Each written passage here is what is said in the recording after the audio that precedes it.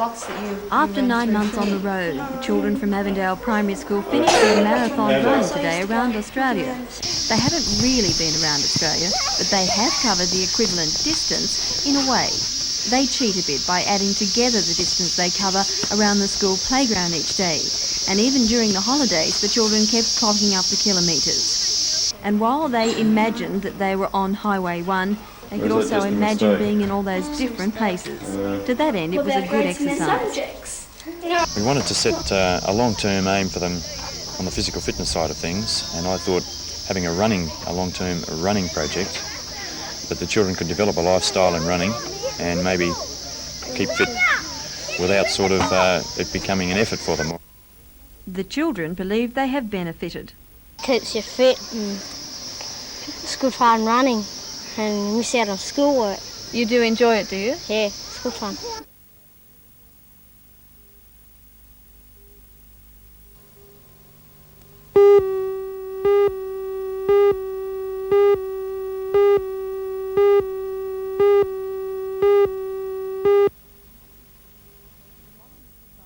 The monument to Sgt Hayden, who died 3 years ago after being shot while investigating gunshots on Mount Sugarloaf, had been in place for less than a month.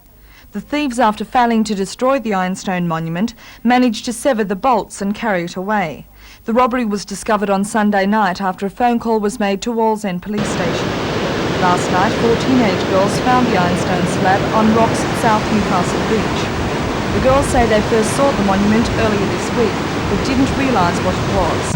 The monument to Sgt Hayden is now at Wallsend Police Station, and it's proposed that it be relocated in the grounds of West Wallsend Police Station.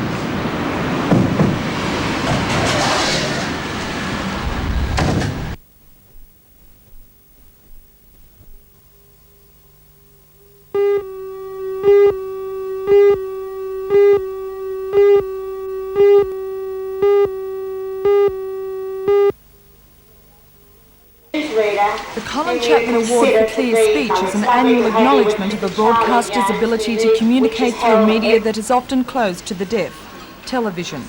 It is awarded by Better Hearing Australia's Newcastle branch.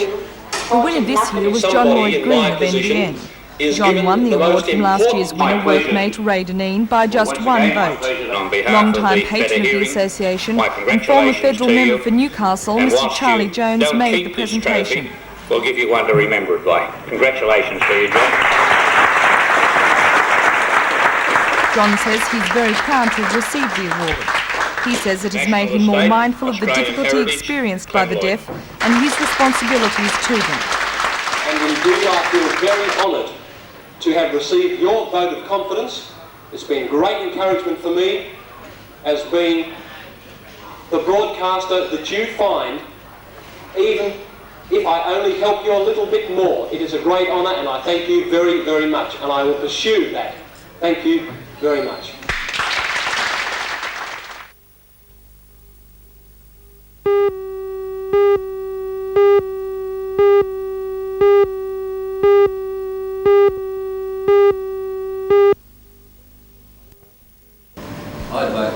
Four options for a better sewage treatment system for Newcastle were unveiled today by Mr Whelan in the Merriweather Surf Clubhouse. They will stay here on public display while Newcastle makes up its mind over the next 3 months about the type of system it wants. There are 4 to choose from. Option 1 is called the tunnel option, the discharge of all effluent through a preliminary treatment plant at Burwood and a 1,500 metre tunnel out to sea. Construction would take 2.5 years, and Burwood Beach would be open to the public. Option 2 involves partial treatment of all sewage at Burwood Beach for discharge into the ocean at the existing outfall. Burwood Beach would not be available to the public. The process would take 3 years. Option 3 and 4 are more sophisticated. 3 involves diverting some of the flow for treatment and recycling to industry from the Shortland treatment plant. The remainder would be discharged at the shoreline. Stage 2 involves a 1,500 metre tunnel. Option 4 is very similar. In releasing the options, the Minister urged the public to make the decision. And I do hope, and I urge members of the public to have their say. The decision will be made upon public opinion, taking into consideration all the public's views. The options now available to Newcastle were drawn up by the Hunter District Water Board. So which one does it prefer?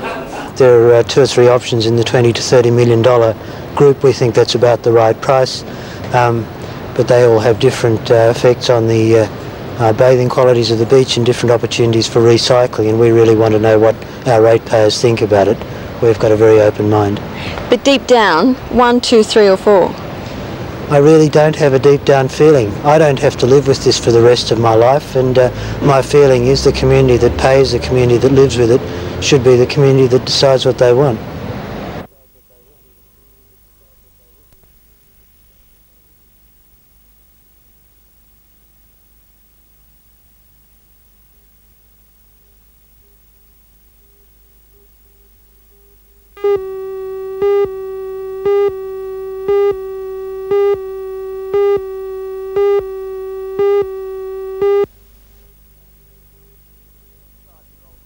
The 55-year-old Dean Bill, who on Thursday celebrates 30 years as an ordained minister, came to Newcastle 8.5 years ago from Ipswich. In that time, he has developed extremely close ties with his parish. After a service in Christchurch Cathedral, his congregation gathered in the parish hall to say goodbye. Dean Bill's time in Newcastle has been busy and occasionally controversial. He was responsible for the introduction of art and theatre to the cathedral and oversaw the completion of the church tower, something he rates as a highlight of his stay. Father Beale has been called the lovable dean, and parishioners say he's worked hard to increase the church's involvement in the community. What have you tried to achieve with your work in the parish? Mainly to open the cathedral doors to the city of Newcastle and to enable everyone to feel welcome. And that has happened, I think. In fact, most people now describe it as our cathedral, and that's what I hope would happen. What are you looking forward to in your new parish? Well, going back to a normal parish life, as it were. A cathedral's quite different from an ordinary parish. So, one, I won't have any bricks and mortar to look after. That's all been done. And it seems that I'll just become a parish priest and look after some people.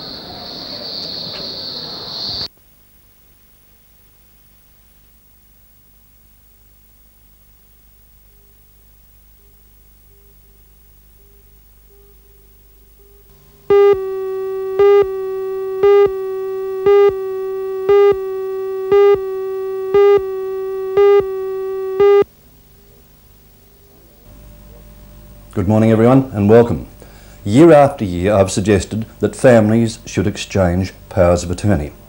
Now a power of attorney in my view is the second most important legal document after your will that you'll ever be involved with. And a power of attorney simply means that you are legally appointing someone else to act on your behalf. And it's a very, very important document if we look ahead to those ageing years. Now let me explain how the Bond family have arranged their powers of attorney. Rosemary Bond and or David Bond and or Simon Bond can act on Bruce Bond's behalf. Roland Bruce Bond and or David Bond and or Simon Bond can act on Rosemary's behalf. Now we've added these 2 extra names for a very important reason. Rosemary and I, like most couples, frequently travel together. And let's suppose we were involved in a motor car accident and we were both unconscious. Not killed, let me add. Your will takes over, your power of attorney ceases immediately if that should happen. So by having these extra names, e.g. David and Simon, if Rosemary and I are unconscious, well then David and or Simon, and I said and or, can go to the bank, they can withdraw money, they can pay the bills, and they can do other things that are vitally essential if you have any assets or any cash around at that particular time. So my advice is this. Have you, and I want you to think about this very, very carefully, firstly, made out your will. Secondly, have you exchanged powers of attorney? Thirdly, do your grandparents, or do your parents, if they're still alive, have they done the same thing? Now these are vital questions, and it's pleasing to see one trustee company picking up this theme and offering these power of attorney services. I'll leave those thoughts with you, and I'll see you next Monday.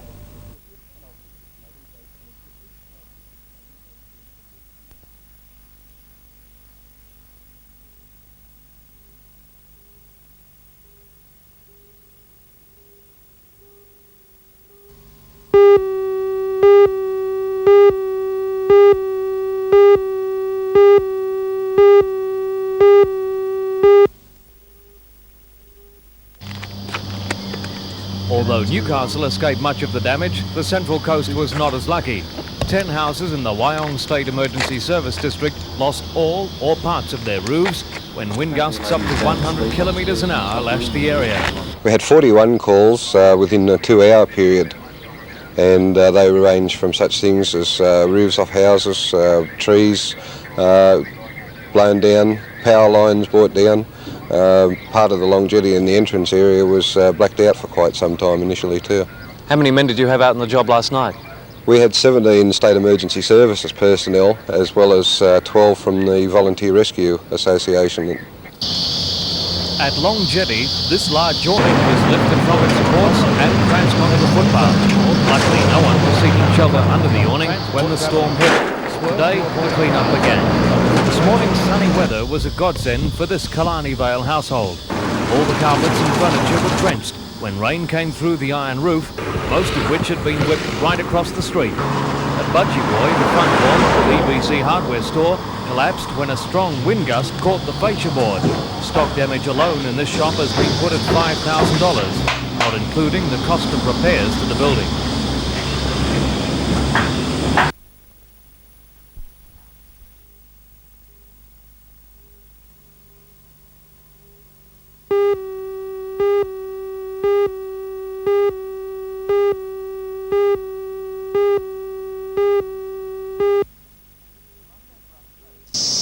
The Mungo Brush Road from Tea Gardens gives the visitor a first clue as to the financial problems of the Mile Lake National Park.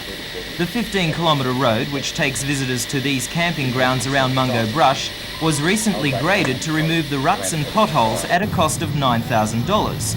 The work will be washed away in about 2 months, yet to seal it would cost millions of dollars.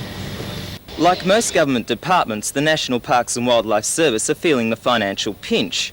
The service says that the Mile Lakes National Park is expensive to maintain, and with increasing numbers of visitors every year, the move to fees for basic services was unavoidable. It had got to the stage where we just could no longer cope with the sorts of numbers that were occurring, and we had to find a way of getting extra money. Campers will be charged another $2 per day per couple and another 50 cents for each extra child. In a unique arrangement, the money will go straight back into the park, continuing the provision of tap water, toilets and garbage services, as well as road maintenance. 2 years ago, rangers conducted an extensive survey asking campers if they objected to paying fees. 85% did not, the majority on the proviso that the money was spent on the park. Today, however, the majority of campers asked were unhappy about this user pays principle. No, because just say people are poor, it's a good place to take their children and that. If they're really hassled with money and that, I reckon that if we have to pay, they should have better facilities and everything. But I tell you what I would like, a weekly rate.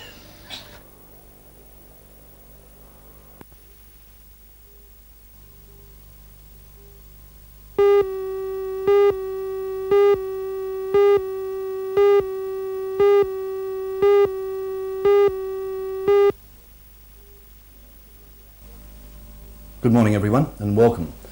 You know, I'm frequently asked why I'm against people investing in joint names, and I'll explain why for 2 very, very important reasons.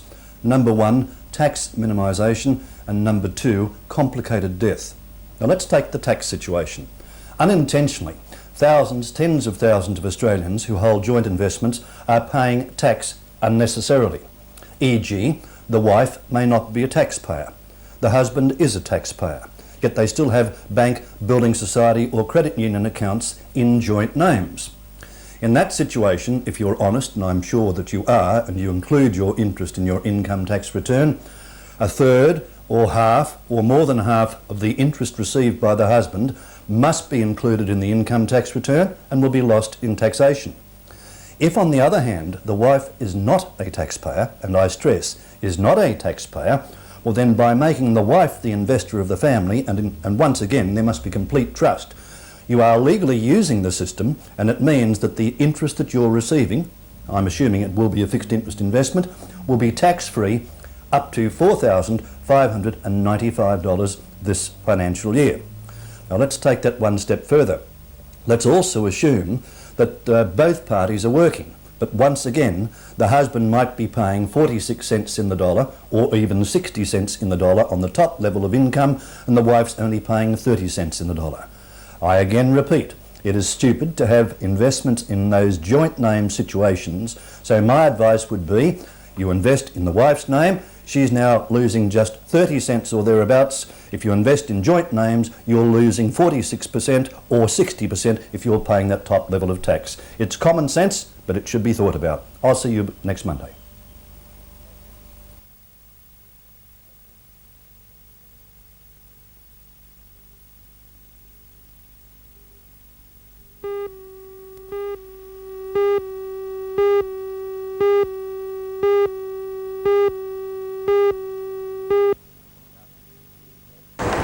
Newcastle Beach these days shows no sign of the damage caused by huge surf during that winter nearly 10 years ago. The storm stripped the beach of a large amount of sand, exposing rocks and the stepped sea wall, a concrete structure that absorbs the impact of waves.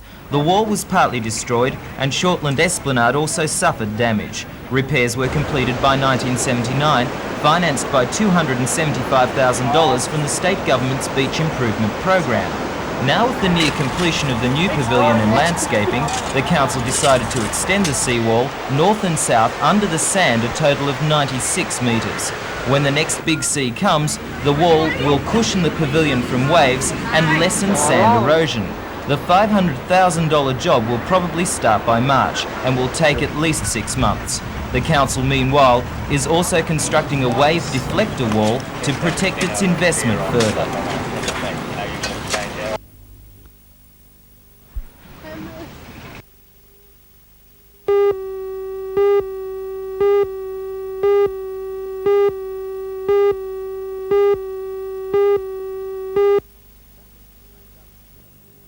Traffic was banked up for kilometres north and south of the Big T Roadhouse, Fraser Park, from about 3 o'clock.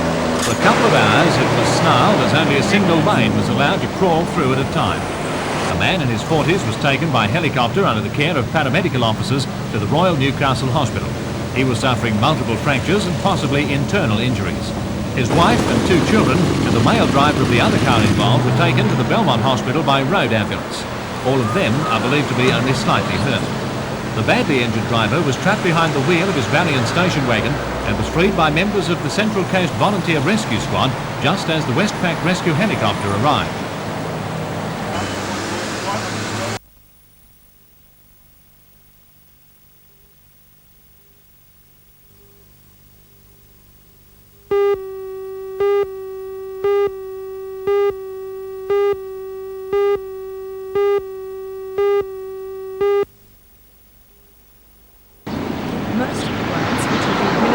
Lake Macquarie Municipal Council are going towards libraries. $74,000 has been allocated to establish a database for automated lending systems, and $50,000 has been provided to complete a computerised stock database for libraries. In a bid to encourage work on the area's history, $15,000 has been set aside for the collection and publication of short histories on lake suburbs. In other grants, $18,000 has been provided for both the Swansea Community Centre and the Edgeworth Neighbourhood Centre. Mr Morris says these grants are part of a total of $86 million for projects in New South Wales this financial year. Projects that he says will create some 12,000 jobs.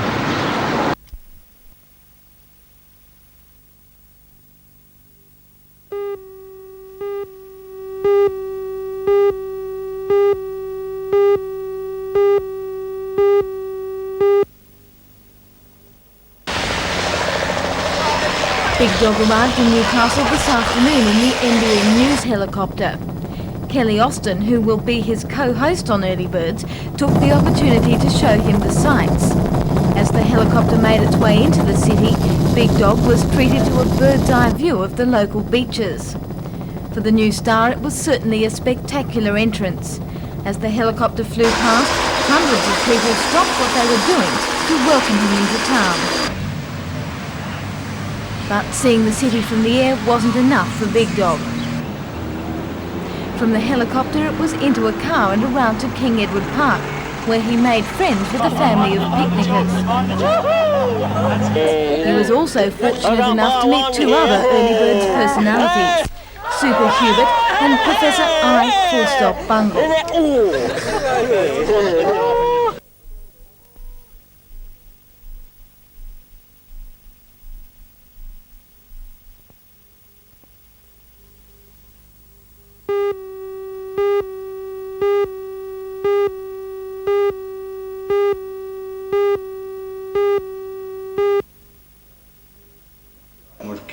6-year-old Kim McNamara of Butterbar Avenue was with a neighbourhood playmate on Saturday morning when she was apparently pushed over by the neighbour's Alsatian dog.